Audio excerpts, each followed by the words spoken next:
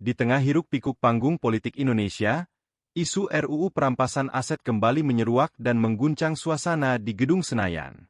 Rancangan undang-undang yang telah lama menjadi bahan perdebatan ini, menyentuh langsung akar masalah kekuasaan dan korupsi di negeri ini. Namun kali ini, atmosfernya berbeda. Presiden Prabowo Subianto dikabarkan bersikap sangat tegas.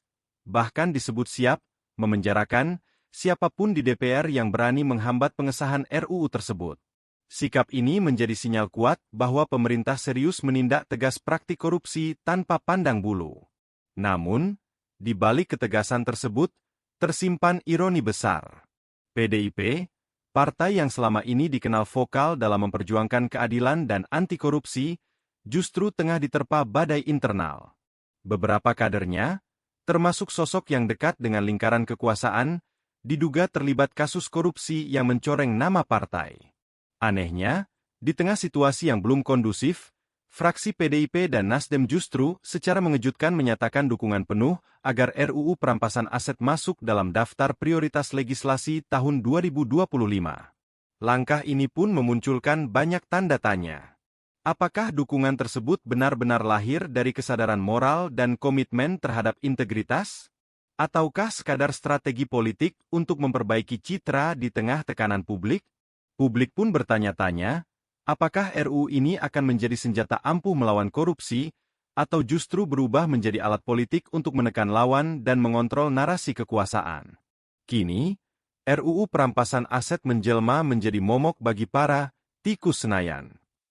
Di balik tembok parlemen, desas-desus ketakutan mulai terasa. Banyak yang berupaya menutupi jejak harta haram, sementara sebagian lain mencari cara agar kekayaan hasil penyelewengan tak tersapu hukum. RUU ini dianggap memiliki kekuatan luar biasa, karena memungkinkan negara menyita aset tanpa menunggu vonis pidana.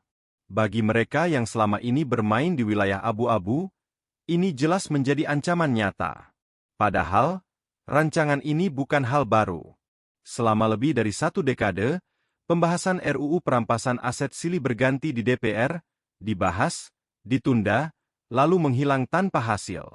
Namun setelah Prabowo resmi menjadi presiden, tiba-tiba RUU ini kembali ke panggung utama dan menjadi prioritas legislatif. Publik pun mulai curiga. Mengapa baru sekarang?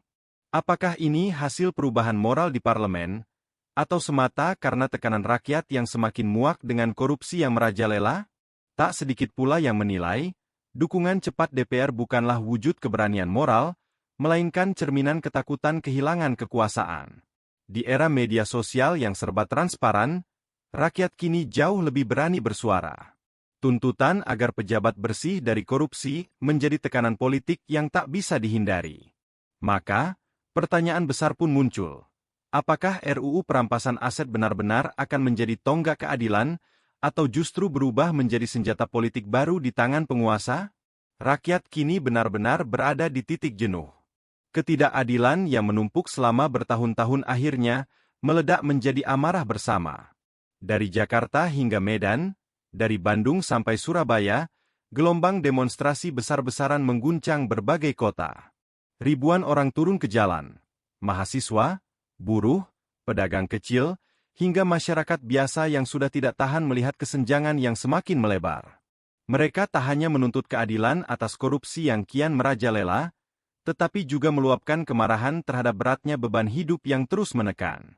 Kenaikan pajak, harga kebutuhan pokok yang makin tinggi, dan sulitnya mencari pekerjaan menjadi pemicu ledakan sosial.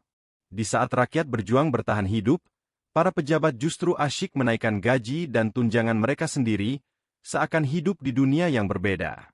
Rasa kecewa berubah menjadi kemarahan. Rakyat merasa dikhianati dan diabaikan. Hukum tak lagi adil, kebijakan hanya menguntungkan segelintir orang berkuasa, sementara yang lemah terus terpinggirkan. Dari tengah gejolak itu, muncul tragedi Arfan, seorang mahasiswa yang gugur saat demonstrasi. Namanya kini menjadi simbol perlawanan, diteriakan di setiap aksi sebagai tanda bahwa perjuangan belum selesai. Arfan bukan sekadar korban, tapi api yang membangkitkan kesadaran rakyat bahwa diam berarti menyerah. Kini, lonceng peringatan sudah berbunyi. Rakyat tak lagi mau diam. Mereka siap bersuara dan melawan demi perubahan nyata. Inilah saat ketika kekuasaan benar-benar diuji, apakah akan mendengar jeritan rakyat, atau terus berpura-pura tuli hingga sejarah memutuskan sendiri hukumannya. Di tengah kekacauan ini, RUU perampasan aset menjadi setitik cahaya harapan. Setelah sekian lama korupsi menggerogoti bangsa, RUU ini diharapkan mampu mengembalikan ratusan triliun uang negara yang selama ini dirampas oleh pejabat dan konglomerat korup. Dana itu bisa digunakan untuk pendidikan, kesehatan, dan pembangunan yang berpihak pada rakyat. Namun, perjalanan menuju pengesahan RUU ini tidak semulus harapan. Di gedung DPR Senayan, justru muncul drama politik tak berkesudahan. Meski pemerintah mendorong percepatan, sebagian anggota dewan berdalih dengan alasan klasik, masalah teknis dan sinkronisasi aturan. Alasan yang sama telah digunakan sejak RUU ini pertama kali diajukan pada 2008, tanpa hasil nyata.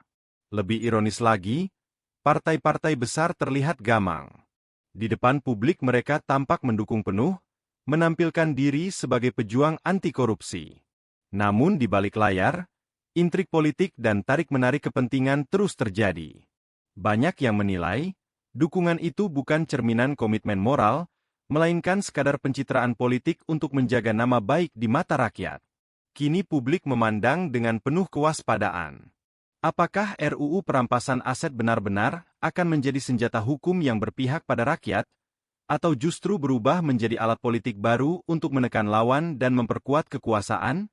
Harapan masyarakat kini tergantung di ujung keputusan para wakil rakyat, di antara idealisme keadilan dan permainan politik yang tiada henti. Inilah ujian terbesar bagi DPR, momen penting untuk membuktikan jati diri mereka. Apakah benar-benar wakil rakyat, atau hanya boneka partai dan kepentingan elit? Di tengah krisis kepercayaan publik terhadap lembaga legislatif, pengesahan RUU ini menjadi panggung pembuktian moral dan integritas. Akankah mereka berdiri di sisi rakyat untuk menegakkan keadilan, atau kembali tunduk di bawah tekanan kekuasaan dan uang? Namun, perjuangan ini tidak bisa hanya diserahkan kepada mereka di kursi parlemen. Rakyat tidak boleh diam, karena diam berarti menyerah. Jika rakyat lengah, RUU ini bisa kembali menghilang seperti tahun-tahun sebelumnya. Di dalam RUU perampasan aset terkandung harapan besar untuk mengembalikan uang negara, menegakkan keadilan, dan menciptakan pemerintahan yang bersih dari korupsi. Kini, suara rakyat adalah kekuatan utama.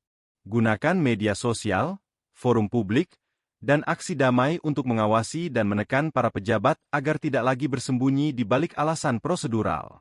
Mari terus kawal perjuangan ini, jangan biarkan RUU ini kembali tenggelam oleh kepentingan politik. Mari kita bersuara bersama. Tulis pendapatmu di kolom komentar.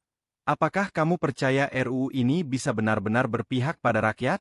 Dan jangan lupa subscribe, aktifkan lonceng notifikasi, agar kamu tidak ketinggalan update terbaru seputar isu-isu politik dan perjuangan rakyat menuju keadilan yang sesungguhnya.